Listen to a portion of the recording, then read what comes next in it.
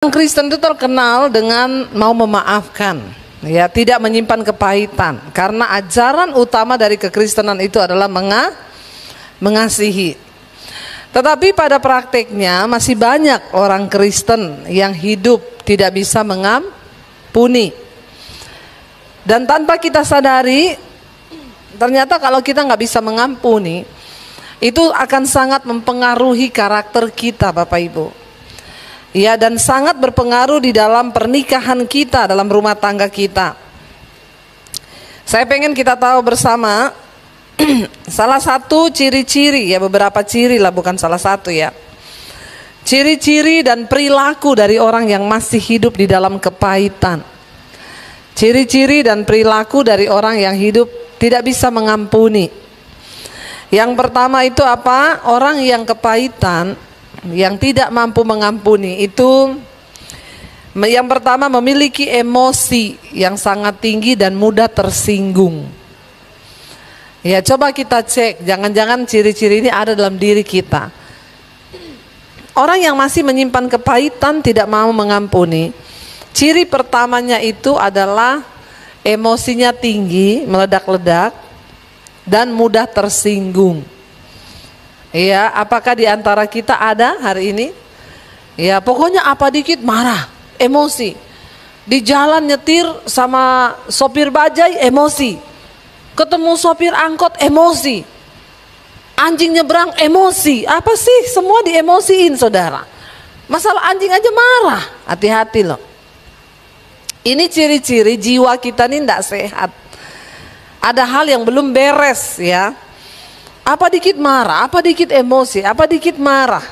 Ya, ada di sini bapak-bapak enggak usah angkat tangan. Ya, kalau angkat tangan nanti saya baptis ulang. Rendam 20 menit. Yang kedua, mudah tersinggung. Orang itu kalau menyimpan dendam, enggak bisa mengampuni, itu mudah tersinggung. Ya, gampang tersinggung. Ketemu orang, orangnya enggak senyum, marah dia. Tersinggung, nih orang ya, mesti sama saya ada sesuatu. Padahal orang itu lagi banyak pergumulan, mikir besok jatuh tempo tagihannya, mau bayar cicilan bagaimana. Jadi mukanya agak cemberut, tapi karena ketemu orang yang memang hatinya tidak beres, tersinggung. Yang diomongin orang lain yang tersinggung dia. Banyak di gereja begini. Bahkan sama khotbahnya pendeta aja tersinggung. Ini mesti pendeta lagi omongin saya. Ya memang kalau pendeta ngomong dari sini, ini saya lagi ngomongin kita semua, amin. Lagi ngomongin karakter kita. Kalau nggak tersinggung justru kebangetan. Ya, tapi tersinggung yang bagaimana? Orang itu kalau punya kepahitan, apa-apa tersinggung. Istri ngomong apa, nangkepnya apa? Ya. Suami ngomong apa, nangkepnya apa. Makanya kita perlu membereskan yang namanya kepahitan, supaya kita memasuki rumah tangga itu enak. Bayangkan kalau istri pahit, suami pahit. Masuk rumah tangga, dua-duanya pahit. Tiap hari minum kopi, pahit. Makan daun pepaya, maka semakin pahitlah hidup rumah tanggamu. Semua pahit. Lepaskan pengampunan, itu baik bagi jiwa kita, dan perilaku kita pun akan terpengaruh, saudara. Lalu yang berikutnya, orang yang punya kepahitan, tidak bisa mengampuni itu apa? Susah diajak bicara baik-baik. Kita sering ya ketemu orang kayak begini ya. Ada orang-orang konseling datang sama saya, padahal dia itu konseling loh. Tapi nggak bisa diajar bicara baik-baik, tuh nggak bisa. Jadi begini ya Bu, suami saya itu Bu, gini, iya Bu, Ibu dengar saya ngomong dulu, nggak bisa. Jadi suami saya itu ya udah, kalau Ibu nggak bisa diomongin, nggak usah telepon saya. Ya, ada orang-orang tuh nggak bisa. Jadi gini loh Bu, firman Tuhan tuh berkata begini, Ibu nggak ngerti sih. Jadi diajak bicara baik-baik itu nggak bisa. Orang itu berarti jiwanya masih penuh dengan kepahitan. Kita punya keluarga kan, saudara, ada kan keluarga model-model begitu kan. Mau diajak bicara baik-baik itu nggak terima, maunya itu pokoknya ribut, berantem. Itu ciri-ciri orang yang hatinya penuh dengan kepahitan, tidak mengampuni. Kekecewaannya ditimbun, makanya juga nggak bisa diajak omong baik-baik. Yang ketiga, orang-orang kepahitan tuh suka ngancem. Ya, lihat kamu ya. Lihat aja kamu ya. Suami istri nih yang punya kepahitan ada. Berantem dikit masalah kecil udah gini. Lihat kamu ya, saya ceraikan loh kamu. Saya talak loh kamu. Urusannya tuh apa? Urusan kecil berbuah sampai jadi gede. Ini tanda orang masih ada kepahitan, tidak bisa mengampuni. Ciri yang berikutnya, tidak mudah memberikan maaf. Apalagi itu orang melepaskan pengampunan gak bisa memberi maaf. Saudara, namanya suami istri itu kita salah paham biasa ya. Nggak mungkin suami istri itu nggak ada salah paham tuh, nggak mungkin. Sekudus-kudusnya orang, saya sama suami selalu ada saat-saat kita tuh miss dalam omongan. Biasa, namanya biasa ya, marah kecil itu biasa. Tapi jangan sampai kalau orang marah sampai 3 hari nggak omongan, 5 hari nggak bicara, itu sakit jiwa. Amin. Saya tidak perlu bertanya di sini, angkat tangan. Kalau ada di antara saudara berantem lebih dari 3 hari tidak omongan, 2 hari, apalagi 1 minggu, Anda sudah saya pastikan sakit jiwa. Tidak ada Tuhan di dalam hatimu, yang ada itu setan. Mudah-mudahan tersinggung, bilang amin. Dengar baik-baik. Kalau ada orang berantem 3 hari 3 malam gak omongan suami istri, apalagi 1 minggu, tidak ada Tuhan di hatimu, yang ada setan, bilang amin. Nggak ada yang amin. Jangan-jangan semua ini kalau berantem lebih dari 3 malam nih. Untuk apa saudara ke gereja? Buat apa saudara dengar firman? Kalau kita punya Roh Kudus di hati, maaf ya, yang Anda pikir ini masalah kecil. Orang Kristen itu suka menggampangkan. Nggak apa-apa, aku marah sama istriku, biarin aja. Nggak aku aja omong, nggak aku kasih duit 1 minggu. Maaf, engkau pikir ini masalah biasa? Ini masalah yang luar biasa di hadapan Tuhan. Dan saya harus berbicara keras. Jangan biarkan dari perkara-perkara kecil kita tidak berkenan di hadapan Tuhan. Bagaimana rumah tangga kita mau diberkati? Kalau bapak ibu berantem ya 3 hari nggak bicara, 5 hari nggak bicara, biar pakai masker saja terus di rumah. Jangan makan sekalian. Ya, 5 hari nggak usah makan. Maaf, saya bicara keras. Kalau Anda berantem suami istri nggak ngomong 3 hari, 5 hari, 1 minggu, setan yang ada di hatimu, bukan Tuhan. Saudara mau amin atau tidak, saya aminkan. Memang kalau orang punya Tuhan, tidak mungkin engkau betah hidup lama-lama marah. Cuma anak setan yang begitu saudara. Sekarang khotbah itu udah nggak usah enak-enakan ya. Kita yang keras-keras saja ya. Amin. Ya, kalau nggak mau dengar khotbahnya Debbie Basir, cari saja yang enak-enak sana. Nggak usah dengar. Kenapa? Akhir zaman kita harus tegas dengan kebenaran supaya hidup kita tidak dipermainkan iblis ya. Yang berikutnya, orang yang tidak melepaskan pengampunan atau penuh dengan kepahitan itu dia nggak mungkin bisa menerima nasihat. Makanya suami istri hidup berantem terus. Kenapa? Dua-dua merasa benar, nggak mau terima nasihat. Dinasehatin tuh nggak mau, diem. Ya, nggak usah kamu nasihatin saya lebih pintar dari kamu. Wah, ini ciri-cirinya. Nah, saudara, kita mau belajar apa yang Yesus ajarkan ya. Satu kali Petrus itu bertanya ketika Yesus sedang bersama-sama dengan mereka. Pertama-tama terlibat pembicaraan dengan Yesus. Jadi mereka tuh bersama-sama ngobrol ya tentang firman Tuhan. Yesus itu tidak selalu berkhotbah, tapi dia we time dengan murid-muridnya sambil makan. Mereka ngomong-ngomong dan yang diajarkan Yesus nilai-nilai kebenaran firman Tuhan. Satu kali Yesus mengajar kepada mereka tentang menasehati sesama. Matius 18 ayat 15 dulu. supaya tidak ada pertengkaran, tidak ada kepahitan, ya, kita perlu saling menasehati. Matius 18 ayat 15, Yesus itu ngomong gini sama murid-muridnya. Apabila saudaramu berbuat dosa, tegurlah dia, ya. Matius 18 ayat 15. Apabila saudaramu berbuat dosa, tegurlah dia di bawah 4 mata. Jika ia mendengarkan nasihatmu, engkau telah mendapatinya kembali atau engkau sudah menyelamatkan dia. Kalau ada saudara kita, teman kita, sahabat kita, orang di gereja kita yang berbuat dosa, kalau kita mengasihi dia, tegur berapa mata? 4, jangan 5, berarti ada yang ngintip. 1 ya, atau 6, tidak boleh. 4 mata, panggil, ngomong, saya tuh dengar atau tahu kamu begini. Saya mengasihimu ya. Sesuai dengan firman Tuhan dikatakan tegur 4 mata. Kamu harus bertobat begini. Ayo kita berdoa. Selesai. Dia mau bertobat, kita sudah menyelamatkan dia. Tapi kalau nggak mau, ayat berikutnya dikatakan, ayat yang ke-16.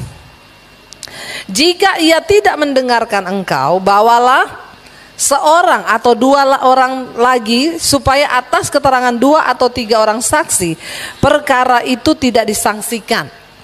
Kalau dia nggak mau bertobat, ajak orang lain, ya. Makanya saya menasihatkan ke jemaat begitu, Bu. Suamiku selingkuh, Bu. Ibu sudah bicara 4 mata dengan suami, sudah tidak mau berubah. Panggil 2 atau 3 orang saksi. Siapa? Mertuamu, orang tuamu. Itu orang terdekat supaya tidak bocor keluar. Ajak duduk bersama. Tidak salah loh saudara. Tidak salah. Supaya jangan istri tok menyimpan kepahitan. Ya, karena apa? Memendam terus kepahitan suami ini selingkuh, nggak mau berubah-berubah. Libatkan orang lain. Supaya Anda tidak memikirkannya sendiri. Ajak orang tuanya duduk, ajak orang tuamu duduk. Karena pernikahan itu dua keluarga. Ya, atau kalau ndak mau libatkan orang tuanya, ya kita pokoknya ajak kakaknya atau adiknya ngomong di depan. Dia tidak mau bertobat lagi. Ini Tuhan Yesus loh yang ngajari loh, ya bukan saya loh. Tuhan Yesus ngajari sama murid-muridnya. Gimana kalau dia nggak mau dengar 2-3 orang ngomong? Ayat yang berikutnya 17. Jika ia tidak mau mendengarkan mereka, lebih parah lagi nih. Sampaikanlah soalnya itu kepada jemaat, umumin di jemaat. Ngeri nggak? Ngeri. Tapi memang perlu kayak begini nih saja di gereja supaya orang tobat. Udah nggak usah mikir nanti dia kepahitan, nanti dia gini. Orang-orang yang kepahitan tuh memang orang yang tidak mau bertobat di gereja, cuma bikin ribut saja.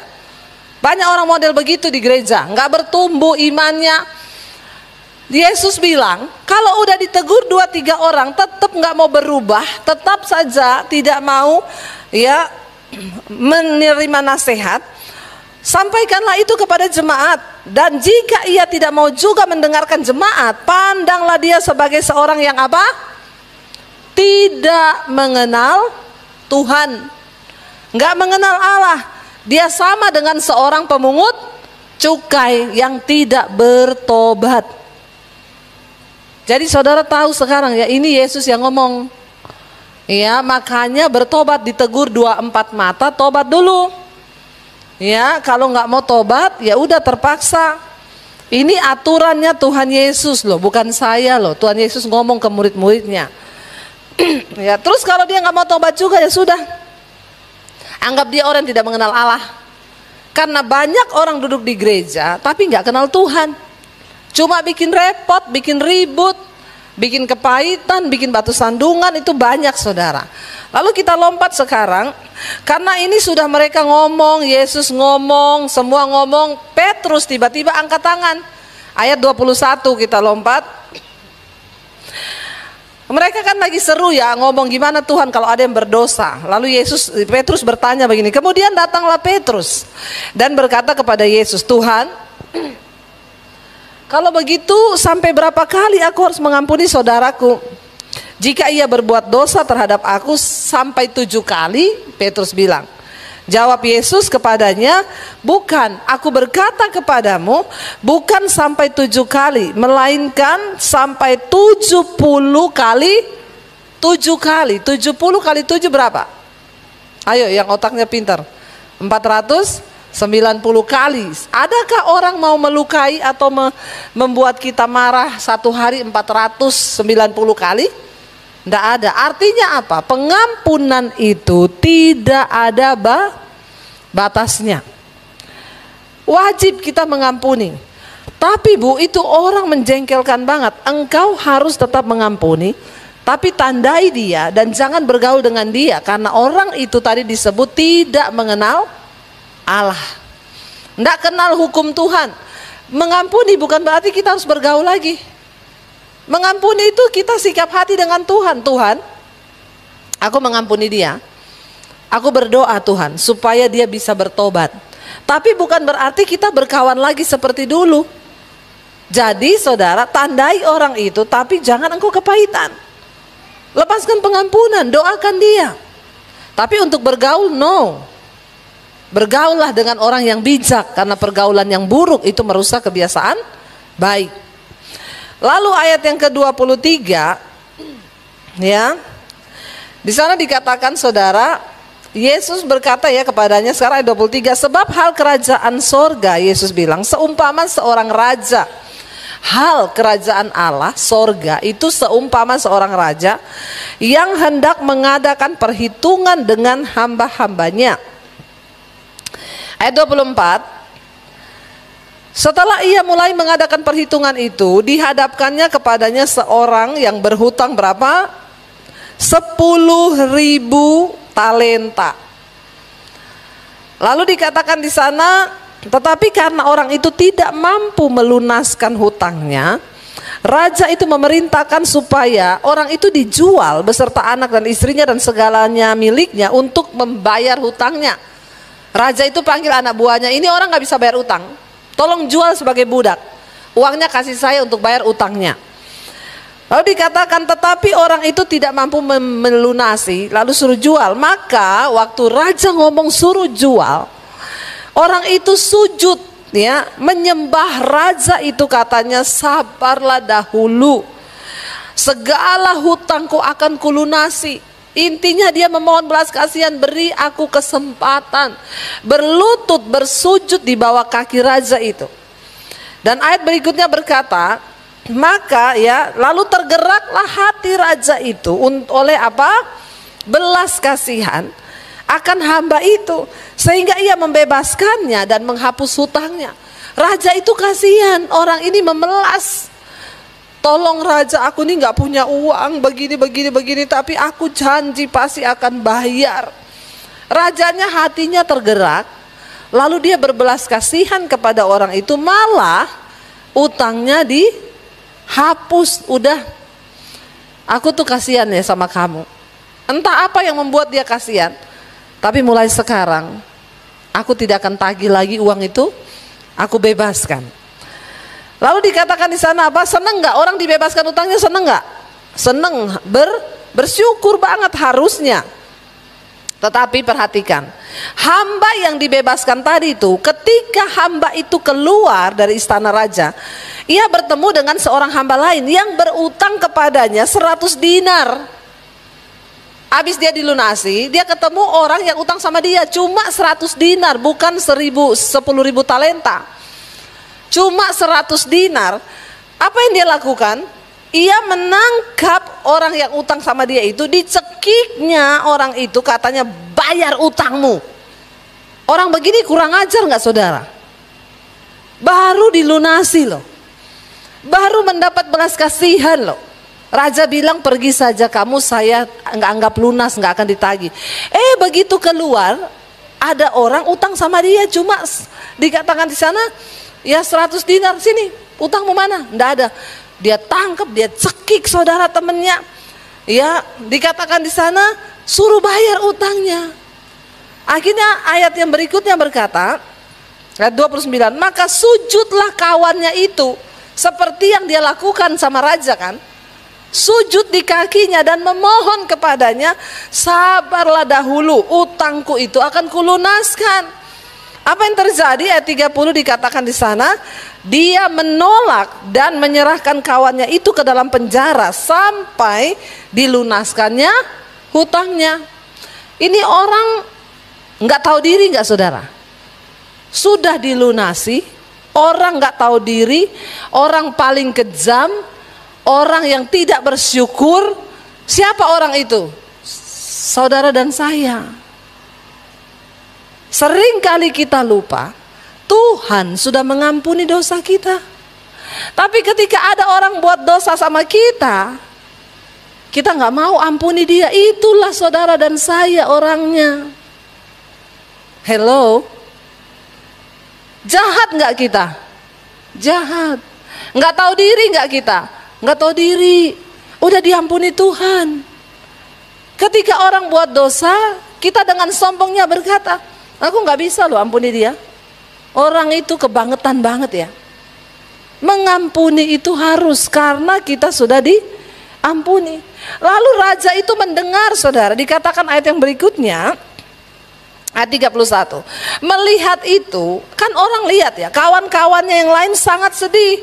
Orang pasti lihat nih orang ya, kebangetan ya, dia baru saja loh dilunasi utangnya lebih banyak.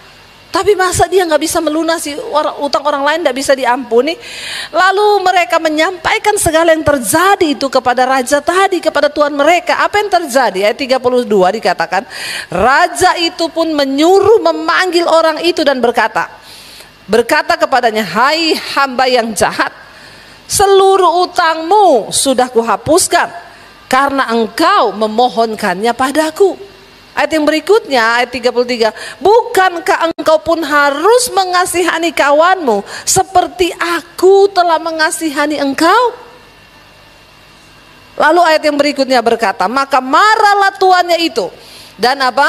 Menyerahkannya kepada algojo sampai ia melunaskan seluruh hutangnya. Akhirnya raja itu marah. Dan dia diperlakukan sama dengan dia memperlakukan orang lain. Ayat yang ke-35 saudara, dikatakan di sana, baca bersama. Maka Bapakku yang di sorga akan berbuat demikian juga terhadap kamu, apabila kamu masing-masing tidak mengampuni saudaramu dengan segenap hatimu. Kita mengerti sekarang, ternyata seringkali kitalah yang menjadi orang yang gak tahu diri itu. Waktu kita tidak mau melepaskan pengampunan bagi orang lain. Mungkin ibumu melukai engkau, mungkin keluargamu melukai engkau, mungkin kakakmu melukai engkau, mungkin suamimu, mungkin anakmu melukai engkau. Kita tidak bisa mengontrol siapapun yang datang dalam hidup kita. Tapi keputusan untuk mengampuni itu mutlak karena Tuhan menyuruh kita untuk melakukan itu. Kalau tidak, kita di pandangan Tuhan seperti hamba yang jahat itu. Sudah dilunasi utangnya, tapi dia tetap tidak mau mengampuni orang yang bersalah kepada dia. Maka mari kita bertobat Bapak Ibu. Kenapa? Karena kita dipanggil menjadi manusia-manusia baru di dalam Tuhan. Ya, kita lihat Efesus pasal yang keempat. Efesus pasal yang keempat, kita akan baca saudara. Bagaimana kita menjadi manusia baru di dalam Kristus. Kita lihat mulai ayat 22 saja. Ya, yaitu bahwa kamu berhubung dengan kehidupan kamu yang dahulu harus menanggalkan manusia lama yang menemui kebinasaannya oleh nafsu yang menyesatkan. Orang yang tidak bisa mengampuni itu dikuasai oleh nafsu amarah. Ayat yang berikutnya 23 berkata, supaya kamu dibaharui dalam roh dan pikiranmu. Kalau kita tidak menanggalkan semua yang manusia lama itu, kita nggak mungkin menjadi manusia baru, pikiran dan roh kita dibaharui. Dan mengenakan manusia baru yang telah diciptakan menurut kehendak Allah dalam kebenaran dan kekudusan yang sesungguhnya. Ayat yang berikutnya 25, karena itu buanglah apa? Dusta. Berkatalah benar seorang kepada yang lain, karena kita adalah sesama anggota. Ayat yang ke-26 berkata, apabila kamu menjadi marah, perhatikan, janganlah kamu berbuat dosa. Marah boleh, buat dosa enggak? Pendeta bisa marah enggak saudara? Bisa. Manusia kita semua bisa marah kalau kita melihat sesuatu ketidakadilan. Marah boleh, buat dosa enggak. Loh maksudnya gimana Bu? Waktu engkau marah, jangan keluar kata-kata kotor dari mulutmu. Jangan keluar kata-kata yang tidak sesuai firman Tuhan. Apalagi ya, marah sampai 1 hari, 2 hari, 3 hari, itu yang saya bilang tadi, tidak ada Tuhan di hati, yang ada setan. Jangan sampai engkau berbuat dosa. Baca bersama, janganlah matahari terbenam sebelum padam amarahmu. Jangan simpan marah lama-lama saudara. Kenapa? Karena engkau akan memberi kesempatan kepada iblis. Orang kalau marah langsung dilepas pengampunan, tidak akan berbuah lagi. Tapi kenapa ada orang bikin kopi dikasih sianida? Karena marahnya berkelanjutan. Kenapa orang bisa bunuh orang? Karena amarah menyebabkan itu terjadi. Tapi kalau langsung kita beresin, tidak akan ada dampak dosa. Orang yang menyimpan kemarahan memberi kesempatan kepada iblis. Lalu berikutnya dikatakan di sana, menjadi manusia baru itu apa? Orang yang mencuri jangan mencuri lagi, tapi baiklah ia bekerja keras melakukan pekerjaan yang baik dengan tangannya sendiri, supaya ia dapat membagikan sesuatu kepada orang yang berkekurangan. Ayat 29, baca bersama, janganlah ada perkataan kotor keluar dari mulutmu. Orang yang kepahitan perkataannya kotor, tetapi pakailah perkataan yang baik untuk membangun di mana perlu, supaya mereka yang mendengarnya beroleh kasih karunia. Ayat 30 berkata di sana, dan janganlah mendukakan Roh Kudus Allah yang telah memateraikan kamu menjelang hari penyelamatan. Kita ini sedang dipersiapkan untuk diberi materai menuju hari penyelamatan. Tapi materai itu bisa tidak jadi diberikan Tuhan karena kita mendukakan Roh Kudus. Kenapa kita mendukakan Roh Kudus? Ayat berikutnya berkata 30, baca bersama, segala apa? Kepahitan, kegeraman, kemarahan, pertikaian, fitnah hendaklah dibuang di antara kamu, demikian pula segala kejahatan. Ayat yang berikutnya, ya, di sana dikatakan, tetapi hendaklah kamu ramah terhadap semua orang, ya, terhadap yang lain, penuh kasih mesra dan saling mengampuni, sebagaimana Allah di dalam Kristus telah mengampuni kamu. Saudara, kemarahan yang tidak dibuang, kekecewaan yang disimpan itu berpengaruh berat buat kesehatan. Saudara mau minum vitamin apapun, saudara mau olahraga, nge-gym, mau apapun, kalau engkau tidak melepaskan pengampunan, engkau sakit. Kemarahan, pertikaian itu membuat orang stres. Ketika orang stres, tubuh ini memproduksi sejenis hormon yang namanya kortisol. Itu diproduksi oleh kelenjar yang namanya adrenal di dalam tubuh. Waktu kortisol ini tinggi dalam darah seseorang, karena hormon kortisol itu diproduksi waktu orang marah, orang tertekan, orang depresi, orang kepahitan, itu hormon kortisol terus diproduksi dalam tubuh. Waktu hormon ini tinggi dalam darah, maka engkau akan mengidap penyakit darah tinggi, diabetes, jantung, dan itu sangat berpengaruh ke dalam kesehatan karena hormon ini ya mengatur semua sistem metabolisme dalam tubuh. Tapi kalau dia berlebih saudara, karena hormon ini keluar waktu orang depresi, tertekan, marah, kecewa, kepahitan. Nah, saudara bisa bayangkan orang kepahitan itu kan tiap hari loh dia produksi hormon kortisol itu. Dan itu kalau terlalu banyak dalam darah, engkau kena diabetes, jantung, darah tinggi. Kemarin saya ini ada dokter memberkati ibu, saya mau memberkati ibu ya, terapi ozon. Darahnya dikeluarin 250 cc, diambil, disuntikan ozon. Saudara, saya tanya sama dokter, dok, kok ada orang darahnya itu hitam, kental? Oh, itu hormon kortisolnya tinggi bu. Oh, jadi orang kalau darahnya kental, hitam itu karena hormon kortisolnya tinggi. Iya, itu sejenis hormon stres, hormon yang diproduksi ketika orang marah, orang kecewa, itu hormon keluar. Nah saudara, ya dari situ saya tuh melihat lah, berarti benar Alkitab itu bilang Hati yang gembira itu obat yang manjur. Padahal kalau orang itu kepahitan, mana ada gembira. Yang tadi itu marah-marah, emosian, tersinggung, anjing lewat marah, kucing nyebrang marah. Nggak ada hubungannya, marah-marah. Hormon kortisolmu tinggi, darahmu hitam, kental. Bertobat.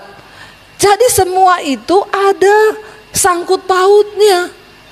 Ya, kalau orang itu hatinya damai, sukacita, nggak marah-marah, darahnya itu lancar. Saya lihat kemarin darah saya dikeluarin, puji Tuhan nggak hitam banget sih. Ya, lalu dimasukin ozon, dicampur begitu jadi pink darahnya, dimasukin lagi ke dalam tubuh. Ya, untuk menetralisir darah yang lain. Saya tuh lihat ya, saya banyak tanya sama dokter. Oh jadi begitu ya dok? Iya bu, waktu orang itu marah, ya tertekan, hormon kortisol itu diproduksi berlebih dalam tubuh. Lalu gulanya naik, darahnya naik. Saya kemarin itu pas dikontrol gula saya rendah, darah saya rendah karena saya tidak pernah marah-marah. Ya, gula saya masa cuma 80 saudara.